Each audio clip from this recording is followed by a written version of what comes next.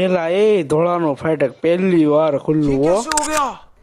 શું કે મિત્રો, જય દ્વારકાધીશ. આજે છે આપણા વ્લોગનો 29મો દિવસ ને અત્યારે આપણે જવાનું હતું હડમતિયા.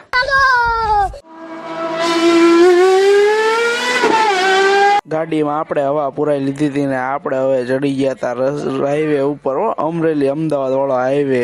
ટનનનન આપણે પોગી ગયા હતા કાળો બાપુના આશ્રમ ને આપણે આ જો રસ્તો છે કાળો બાપુના આશ્રમનો.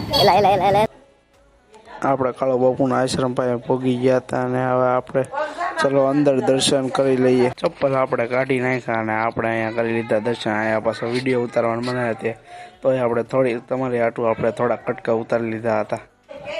પછી આપણે વિયાવ્યા હતા પ્રસાદી લેવાના. આપણે પ્રસાદી લઈ લીધી ને આપણે પાછા ત્રણે મિત્રો ભેગા થઈને અમે વહી ગયા હતા ઠોંડા મેલની માએ દર્શન કરવા. તમે પણ દર્શન કરી લેજો.